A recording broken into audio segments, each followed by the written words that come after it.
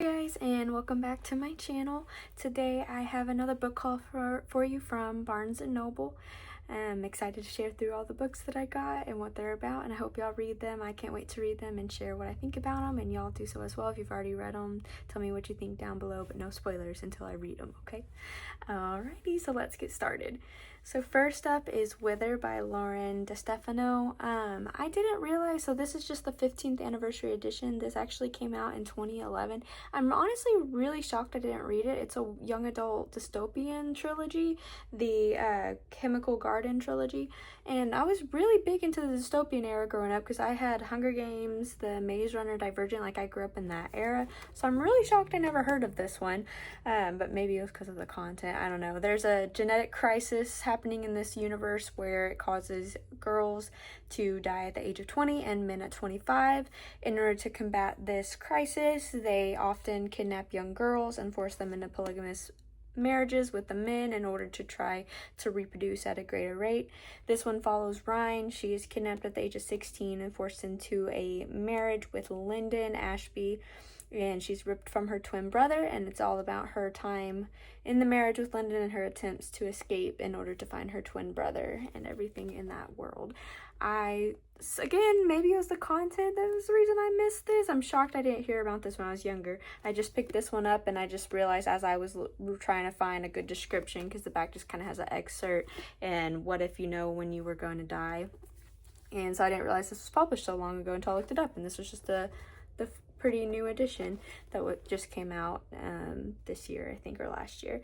And it sounds like an interesting concept. I'm excited to read it. I hope I really like it so I can get the other books. Even though sometimes I may buy the series ahead of time, but I didn't actually realize this was a trilogy whenever I grabbed it. I thought it was a standalone book, but super excited to read this one. I like the young adult every once in a while, and I'm hoping it'll kind of bring me back to that awesome era that I grew up in when dystopian was going crazy with all the books and movies that were coming out in that time. Next is Little Pieces of Light by Emma Scott, and just look at the pretty sprayed edges. This one follows Xander and Emery. They met when they were 10 years old, but then his letters never reached her, which kind of broke her heart. 7 years later, he comes back to Castle Hill. He has an ailing father and his distraction is the rowing team, just to kind of have something to get away from having to take care of his father. And of course Emery's there as well. She is very rich and popular, but behind that her father is very controlling, and her mother is a bit of an alcoholic, drinking to cope with the loss of her oldest son, Emery's brother.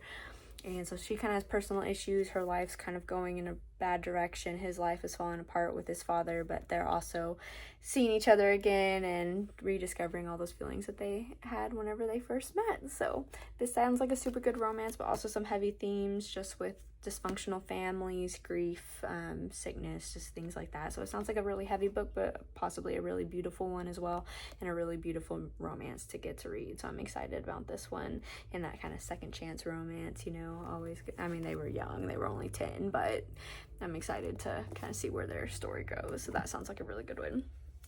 Next is The Saturday Night Ghost Club by Craig Davidson. This is just a short little book. It sounds really good. It's in 1980s Niagara Falls. It's following Jake Baker, and he lives with his uncle Calvin, who's really like a conspiracy theorist into that kind of culty kind of stuff. And whenever the summer he turns 12, Jake befriends the set of siblings that's new to town, and he inducts them into the Saturday Night Ghost Club, in which should be just a fun summer chasing after him assuming ghosts starts turning this lighthearted project into a much darker thing that neither him or the children or the adults expected it to go to. It sounds like a good coming of age story balanced with some warmth and also some heartbreak and twists and everything. So it sounds like a short little one, and I just thought that cover was super cute as well. So that sounds like an exciting one. I'm trying to decide if I want to read it now or if I want to save it for summer or if I want to save it for Halloween, but it looks really cute. I'm excited to read that one as well. Next is Made You Look by Tanya Grant. This one follows 3 hopeful influencer friends. One is Sydney. She's an it girl. Everyone loves her. Her other friend, Caitlin, who just, even though she's great with social media, like all of that side of it, just can't seem to get to Sydney's level, just living in her shadow. And then Sydney's best friend, Lucy, who can't seem to get out of being Sydney's full-time photographer, even though she wants to do her own thing. But they're invited to go make content at a retreat, but then a snowstorm hits that locks them in, and they have no access to the internet or their followers or anything, and a killer starts striking. And they soon suspect that it could be one of them. And they're trying to figure out who the killer is, secrets, lies, scandals. It just sounds like a really good book, and I can look into especially with the influencer culture today, just really interesting look into that side as well. So I'm excited to read this one. I'm excited to read all of these, honestly, but that sounded like a really good one that caught my attention. So I have that one. Next is a Serial Killer Support Group by Saratoga Schaefer. This one follows Kyra, I'm not sure how to say the name yet, but Griffins. Her younger sister was murdered by a serial killer, and she doesn't expect the law enforcement to do a good job. So she, with from information from one of her sources, infiltrates a serial killer support group, pretending to be a serial killer herself.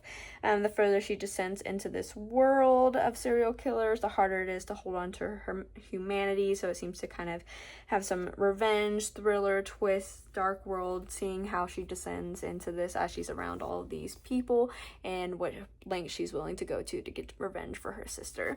So that sounds like a really good one. It says if you're into the Final Girl support group or My Sister the Serial Killer, this is one you would enjoy. And I think I have the Final Girl support group. I haven't read it yet, but that was another one that caught my eye. So I'm excited to read both of those at some point and see how I like the comparison between the two. So sounds really good. Next, this one, the cover was so cozy and cute. It's called Violet Thistlethwaite is Not a Villain Anymore. This follows Violet, who was the right hand for a dark sorcerer named Guy Shadowfade, who just died, and she wants to get out of that life, wants to be a better person, so she moves to Dragon's Rest to open a flower shop. Everybody seems to love her, and there's Nathaniel Marsh, who has a struggling business and no time for her, but he's an alchemist that shares her greenhouse.